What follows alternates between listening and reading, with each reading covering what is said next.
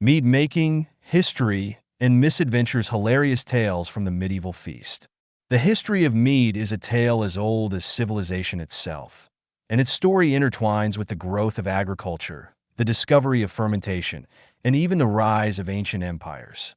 As a drink made from fermented honey, mead predates written history, but it's believed to have been created as early as 7000 BC in China. Archaeological evidence has shown traces of honey in pottery jars, suggesting that our ancestors experimented with fermenting honey with water long before we had the modern scientific understanding of fermentation.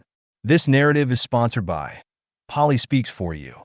At Polly Speaks For You, we are driven by a passion for empowering individuals, particularly those with disabilities or learning challenges, through innovative text-to-speech and voice recognition technology.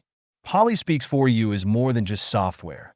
It's a lifeline that bridges the gap, enabling people to express themselves and connect with the world in impactful ways. By merging the richness of history with cutting-edge technology, Polly Speaks For You shows how every voice, whether preserving the past or shaping the future, has the power to inspire. And now, back to the story. The origins and evolution of mead. Mead was likely discovered by accident, when ancient people found that honey mixed with water and left to sit would ferment into an intoxicating beverage. Early versions of mead would have been very simple, made by combining honey and water and allowing it to ferment naturally with wild yeasts. The drink was highly prized due to its unique properties. It was sweet, potent, and often served as a social or ceremonial drink. As civilizations grew, so did the knowledge of how to refine and perfect the brewing process. Ancient Egyptians, Greeks, and Romans all drank mead, and it had cultural significance in many societies. In the Celtic lands and among the Vikings, mead held religious significance, associated with gods, warriors, and rituals. Mead was thought to possess magical properties that could enhance strength, fertility, and even wisdom. How mead was made in ancient times. In the medieval period, mead was still created relatively simply. The basic ingredients were honey, water, and yeast.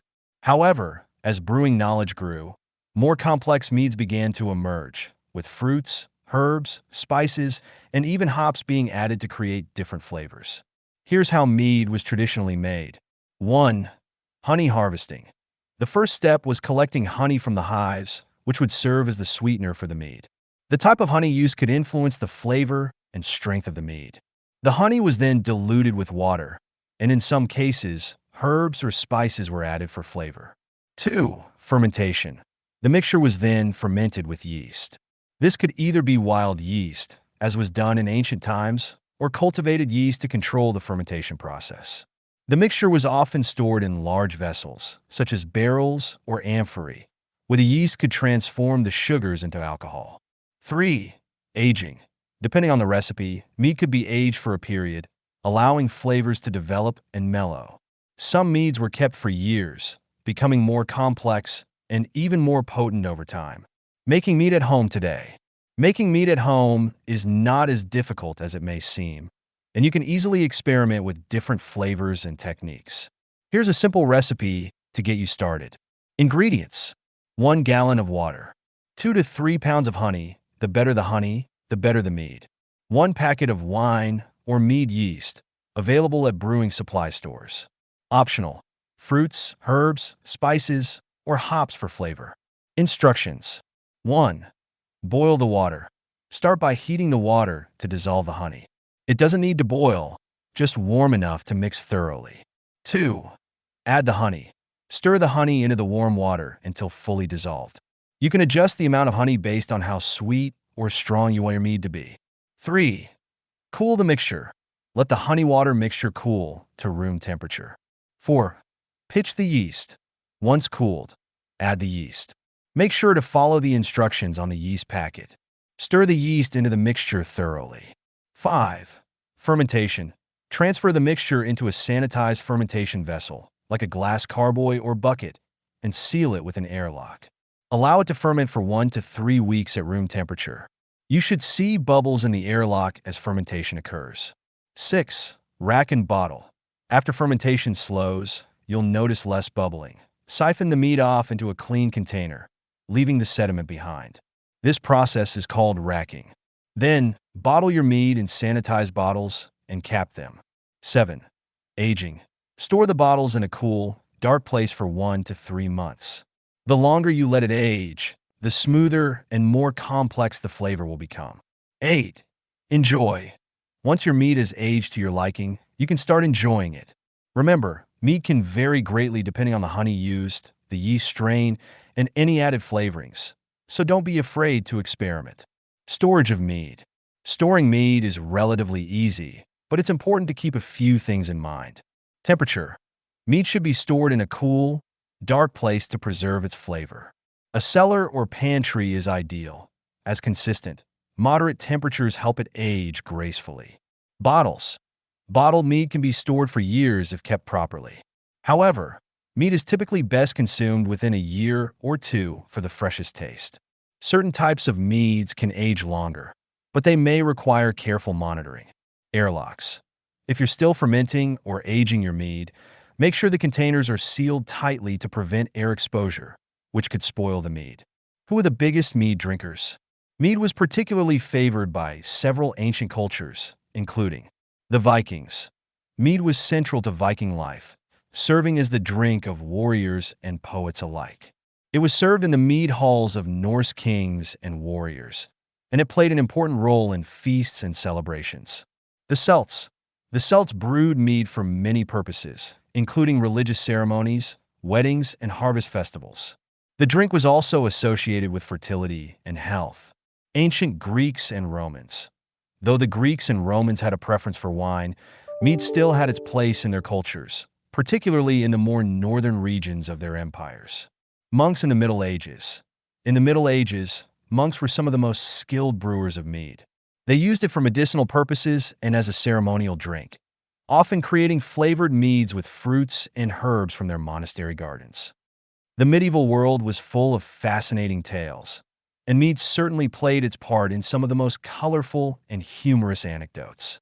Mead, often the drink of warriors, bards, and nobility, sparked many memorable and sometimes hilarious situations. Below are a few anecdotes and reminiscences involving mead from the Middle Ages that highlight the lighter and more amusing side of this sacred beverage. 1. The mead of the Viking warriors. Viking warriors, known for their ferocity in battle, were also known to indulge in copious amounts of mead. In one particular tale, a Viking chief, having led his warriors through a particularly bloody raid, decided to throw a lavish feast in his hall. He ordered barrels of mead to be brought in, and the warriors were encouraged to drink as much as they could handle. After a long night of feasting and drinking, one particularly proud warrior, drunk beyond measure, stood up to boast about his bravery. He declared that he could fight any man in the hall, no matter how large or strong. A much smaller, older warrior, who had wisely stayed away from the mead, stood up, calm and composed, and challenged the drunken giant to a duel. The young warrior, blind with mead-fueled confidence, agreed without hesitation. But the old man, knowing the effects of too much mead, simply stepped aside and let the drunken warrior trip over his own feet, falling face first into the ground with a loud crash. The hall erupted in laughter, and the young warrior was so embarrassed that he spent the rest of the night apologizing to his comrades. The moral of the story: mead may make you brave, but it doesn't make you wise. 2. The mead-fueled wedding mishap. In medieval times, mead was a popular drink at weddings, considered a symbol of fertility and good fortune.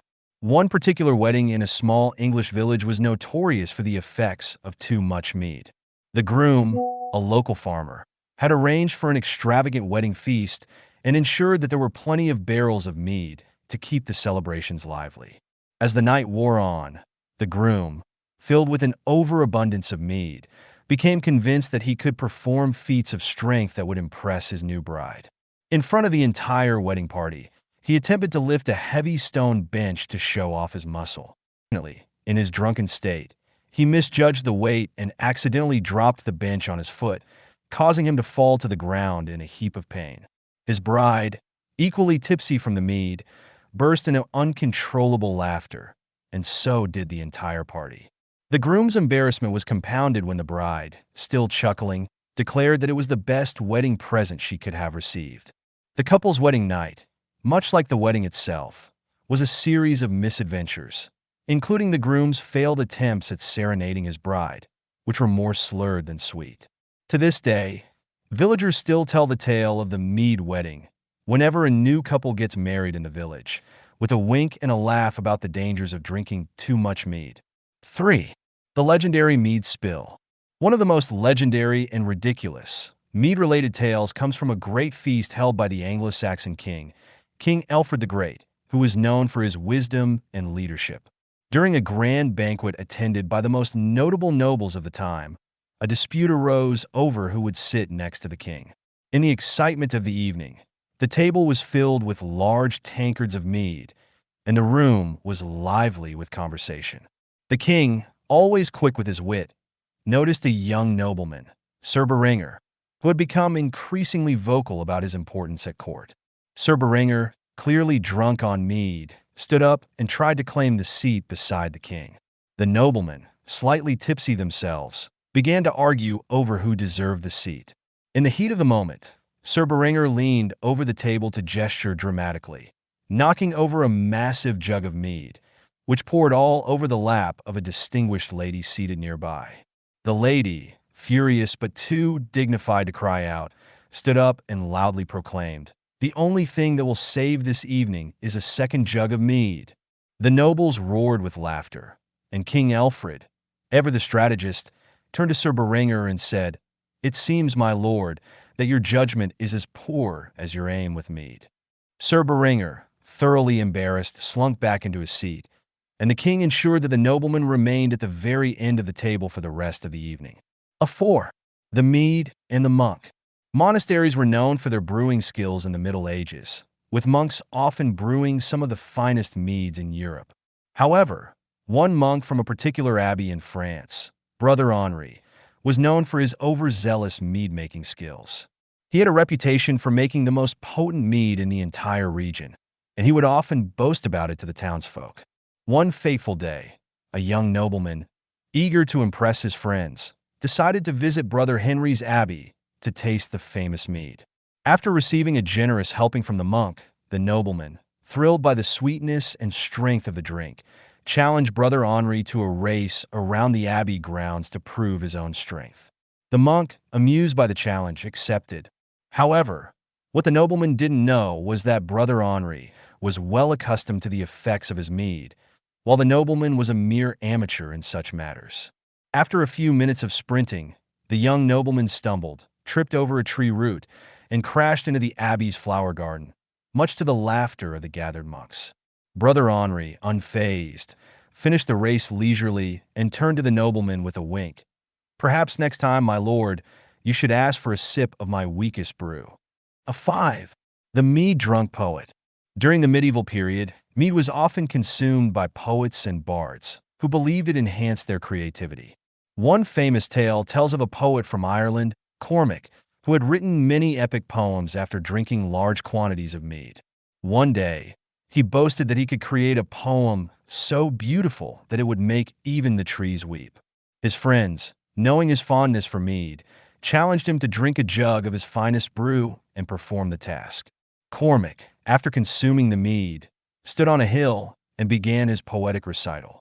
He rambled on for hours, repeating the same lines over and over, with the only tears in sight being his own as he struggled to stay standing.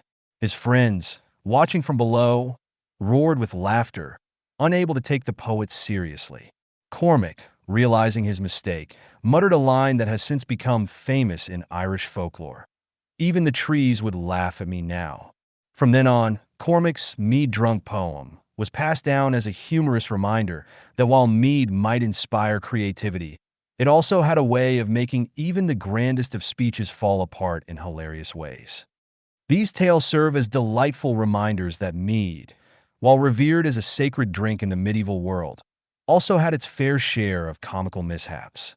From feasts gone wrong to poets stumbling through their verses, mead certainly had a way of loosening the tongues and the legs of those who indulged. Why did mead fall out of fashion? Mead began to decline in popularity around the 12th century, and there are several reasons why. The rise of beer and wine. As brewing techniques advanced, beer and wine became more popular and widely available. Beer, in particular, was easier and cheaper to produce than mead, which required a significant amount of honey. The spread of Christianity. Christian monks in Europe often preferred wine to mead, and over time, wine became associated with Christian rituals and ceremonies, further diminishing mead's role. Declining honey supplies. Honey became less available as large-scale beekeeping methods were not as widespread, and other sweeteners like sugar began to take its place in the making of alcoholic beverages.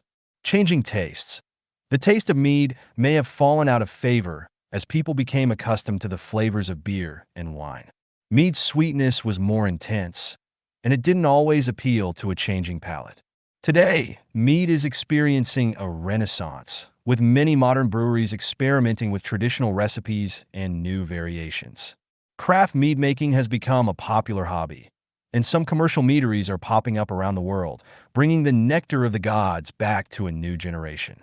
Whether as a rich historical drink or a modern craft beverage, mead remains a drink steeped in tradition and mystery, and its revival shows that some ancient pleasures never truly fade away.